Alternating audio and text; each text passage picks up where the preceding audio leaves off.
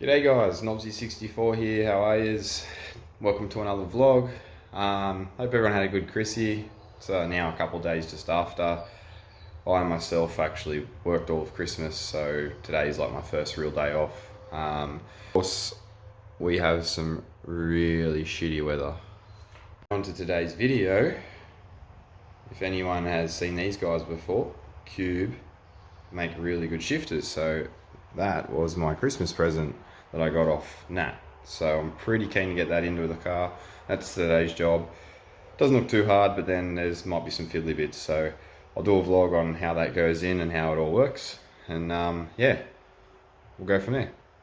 So I've sort of screwed some of the shifter together, but this is sort of what you get. This comes in two pieces. You just screw it onto the thread here. So that's the shifter, yeah. It's like machined alloy with a top plate with their label on it. You can feel in there that the springs for the centering of the gate is like really tight. They do supply you with two other springs in the pack that are weaker if you don't want it so strong, but me being me, I'm just going to go the strongest. So they give you some bushes which go in your remote frame. So my car has like a jzx110 box in it, which has like a remote frame off the back of the box. I might put a photo in here of sort of what it looks like.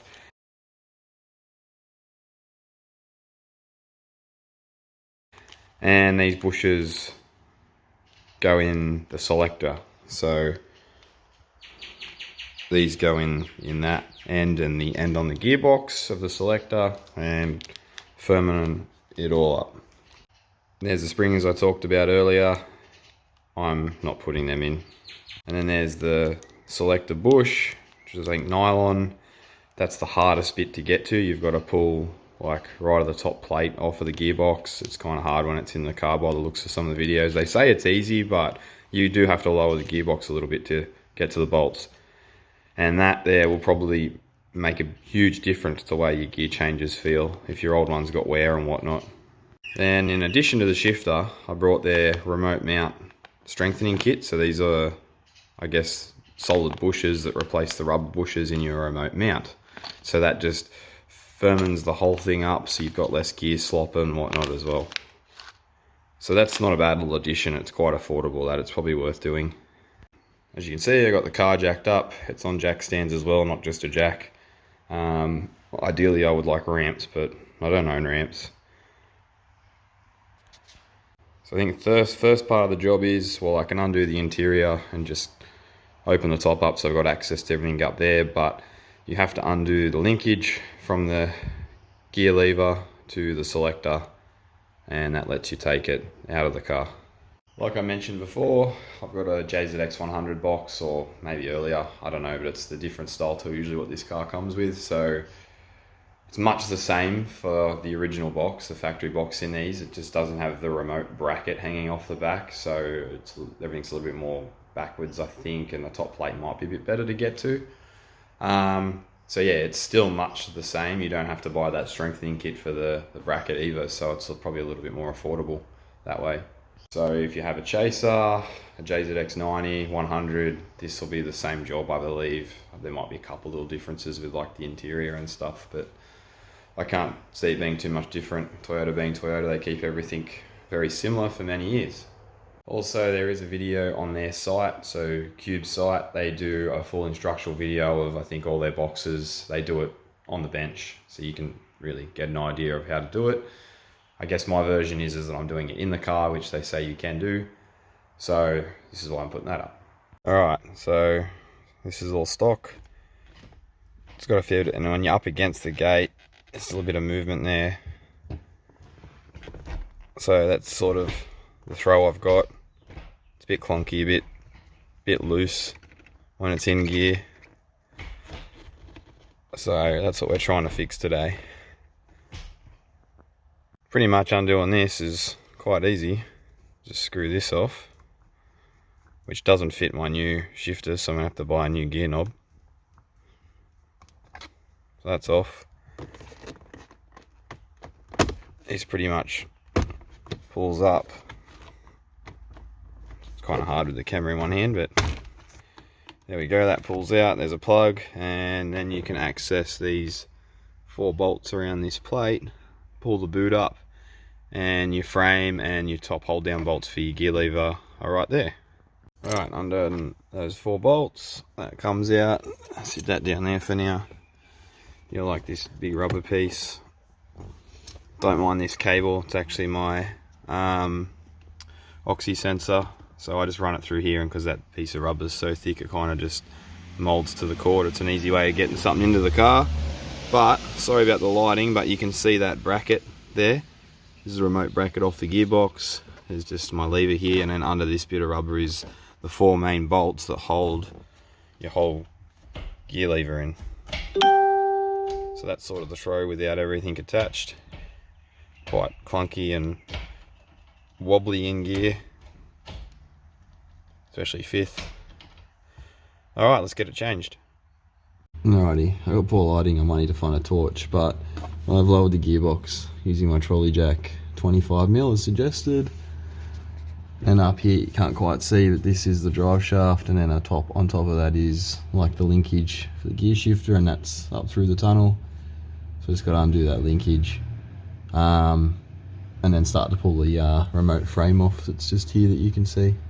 Alright, I've undone the linkage. That is loose now. I've just got to pull this rubber up that's here. And there should be 4 bolts under there that I can get to. Alright, undone those 4 bolts. It just pulls off of here. And that's the old one out. There's the old bush. Everything looks a bit yuck. And even the bolts I pulled out, there's a couple of different bolts in there, so I guess that was done during the conversion.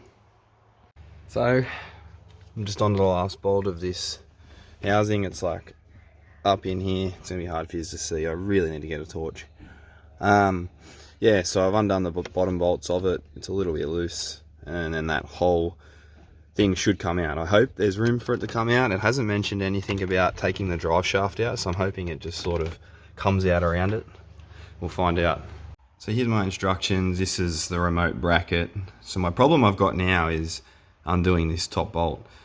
So they tell you there's one here, one on the other side. Undo them 4. I think it's say 4 or 3.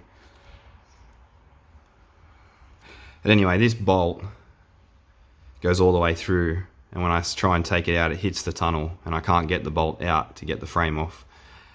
So I'm gonna try and lever the box to one side, and hopefully it gives me a bit more clearance, because it's only hanging on by like 2 or 3 mil. Like, it's nothing. Alright, now this is in my hand. You know what that means. I got it out. So by levering the box with a bit of timber across, like 10 mil, the bolt came out. I was able to get this out. And then my next issue was getting it past the drive shaft, because it kind of sits over it, and the tunnel and everything makes it really awkward. But you kind of like feed this whole section up into your gearbox hole, and then you can kind of get into a better position, and then it rolls over, and you can kind of get it out over the drive shaft. Just there's one spot that I could see, and they tell you do not drop this or go rough with it, because they're really brittle. So don't drop it. Hang on to it tight. So yeah, with the help of Natalie, who's scared of grease because she's got gloves on. It's because I'm not dealing with clothes. Our grease gets everywhere enough. I'm not having it all over on my clean clothes. So yeah, there's bushes in here which are under my hat. Them ones. The top ones are in there by like hand, and them ones are a press fit. So by using a big socket and a small socket and my trusty vise, we were able to push them out. And the new ones I'm putting in are... So let me put that down without breaking it. These, so they just slip on the edges of this. So there's no more pressing, which is good. Alright, I'm undoing this top cover to get that little nylon bush out of the selector. But you got to like crack the bolts from underneath. It's all upside down. It's really awkward.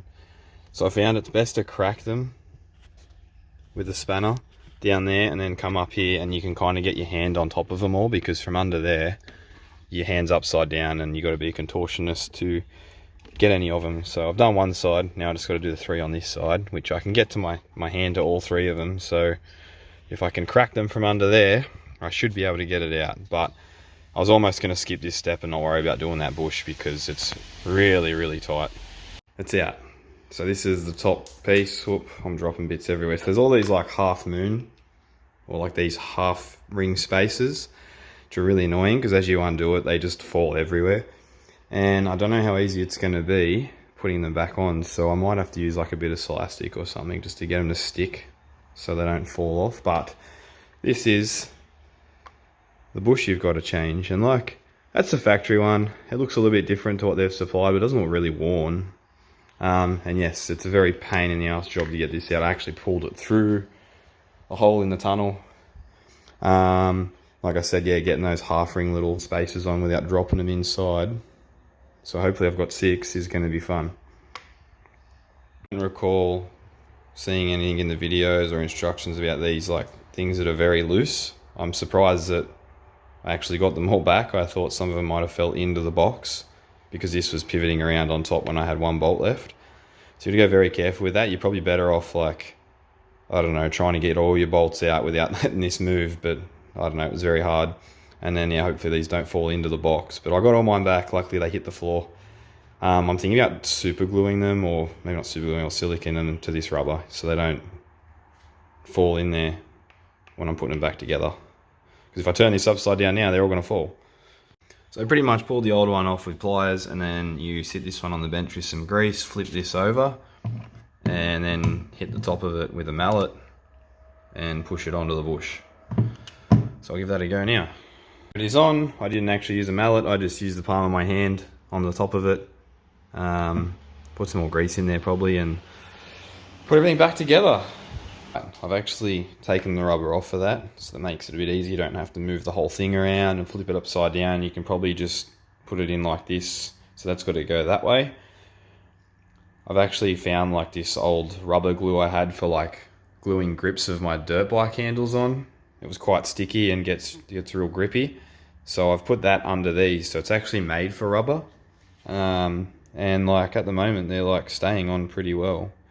So as long as I can flip it upside down and move it around a bit and they don't fall off, I mean, that's after just a couple minutes. It's pretty good. So that should stop me dropping any of them. And it should be able to just lay on top of the gearbox again. And once it's upside down sitting there, then I just come along and put this in, and hopefully that'll work. I've got it sitting in there. You can maybe see it. Not really. I need some better light in this garage, but yeah, getting the plastic bush to line up in the selector inside there is quite difficult with all the rubber and bits and pieces moving around, but eventually I just sort of felt it grab and it's in there. Alrighty, I got all the selector housing bolts tightened down. It was awkward. I mean, you can tell by my arms. So if you feel like getting really sore and dirty, definitely do this job at home. But if you don't, maybe pay someone. But anyway, so we're going to be putting in the remote housing now. And I'm just going to use these solid bushes because that's part of the kit I bought. So that should go in hopefully pretty easy. Getting this top bolt in might be fun because, yeah, like I said, I had to lever the gearbox over to get it out and give me enough room. So they've given me a couple other bolts here. There's a couple of different sizes, so I don't know if they're extras or whatnot, but I'll work that out. Alrighty, getting the dust cover on underneath is absolutely ridiculous. You pretty much need to pull the drive shaft out to get a little dust cover on. But anyway, that's all in. Remote frames bolted up. Time to put the main bolts through this that they supply you with, and it should go in place. I'll take all this off first just to make it a bit easier.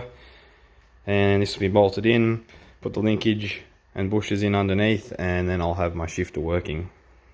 Alrighty, I have my shifter base down and tight.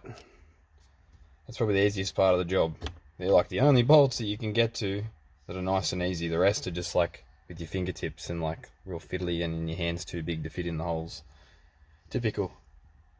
Last bit of the kit, these bushes push into the like bottom of the gear stick and into the selector using that bridging piece. So I just got to put some grease, and these O-rings clip onto the outside of the bushes and just slip them in and put that bridging piece on, and then my shifter should work.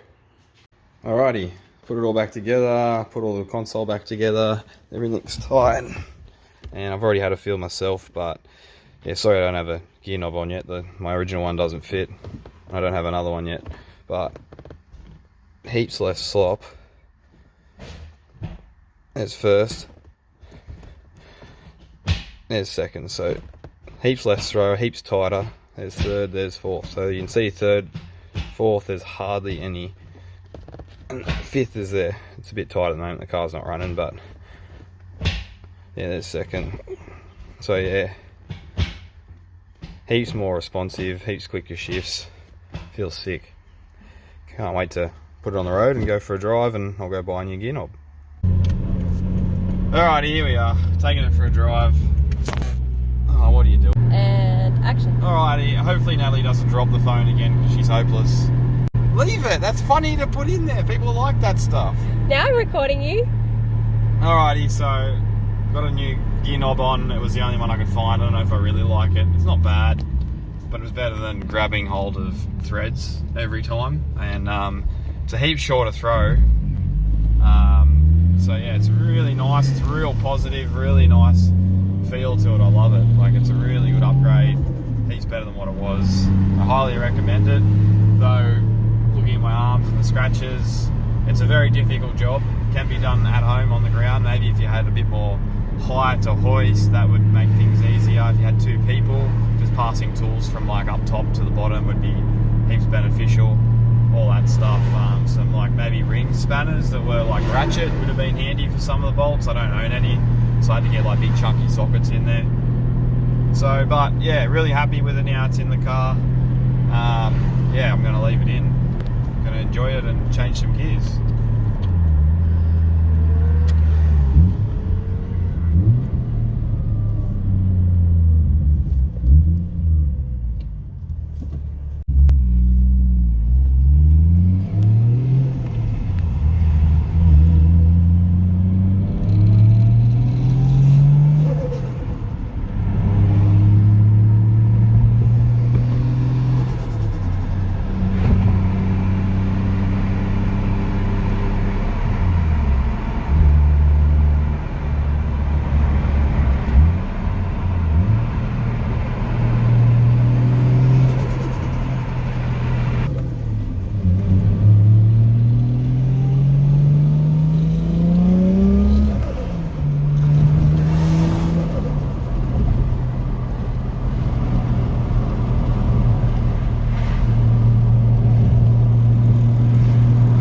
Having fun playing with your shaft? Yeah.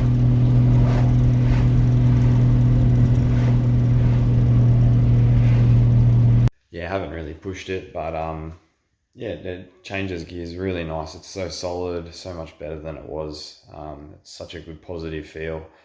Well worth the upgrade. If you're thinking about doing it, I highly recommend it. Just log on to Cube's site and they'll sort you out. They're really good blokes. I emailed them about my little complication with the different box in the newer model car, but they helped me out and made sure I got the right kit, and it was really good. So hope you enjoyed the video, and I'll see you next time.